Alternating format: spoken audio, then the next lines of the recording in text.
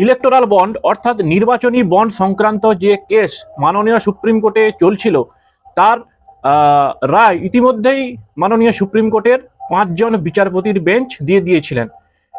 ওনারা বলেছিলেন 15ই মার্চের মধ্যে স্টেট ব্যাংক অফ ইন্ডিয়াকে 2019 সাল থেকে আজ পর্যন্ত যত নির্বাচনী বন্ডের মাধ্যমে টাকা সংগৃহীত হয়েছে তার যাবতীয় তথ্য নির্বাচন কমিশনকে দিতে হবে এবং নির্বাচন কমিশন সেই তথ্য ওয়েবসাইটে আপলোড করবে। কিন্তু এসবিআই এর পক্ষ থেকে মাননীয় সুপ্রিম কোর্টে আবেদন জানানো হয় যে তারা টাইম এক্সটেনশন করতে চাইছেন, অর্থাৎ এই টাইমটা যেন 15ই মার্চের বদলে জুন মাসের 30 তারিখ করা হয়, অর্থাৎ জুন মাসের শেষ। কিন্তু একাধিক রাজনৈতিক দলের পক্ষ থেকে মাননীয় সুপ্রিম কোর্টে দাবি জানানো হয় যে সেই সময় লোকসভা নির্বাচন শেষ হয়ে যাবে এবং আলটিমেট নির্বাচনী বন্ড নিয়ে যে ঘোটালা বলুন, দুর্নীতি বলুন, যাই বলুন না কেন, বা টাকার হিসেব বেহিসাবি টাকা আদান প্রদান যাই হোক না কেন, তার আর কোনো ভ্যালু থাকবে না।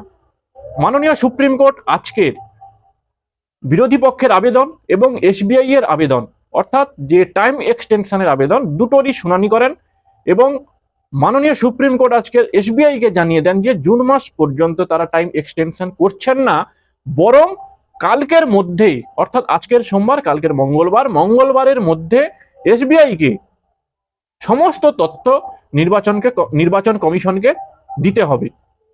যদি না দেন তাহলে কিন্তু এসবিআই এর বিরুদ্ধে আদালত অবমাননার মামলা শুরু হবে। এবারে আসি নির্বাচন বন্ড সম্বন্ধে।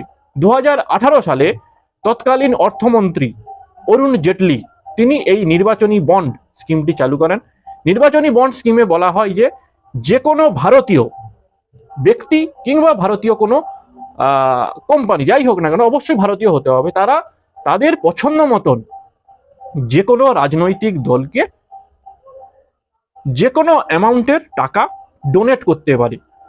তবে এখানে একটা কন্ডিশন ছিল এবং যেই কন্ডিশন নিয়ে এত ঝামেলা, যিনি টাকা দিচ্ছেন তার কোনো পরিচয় পাবলিকলি আসবে না।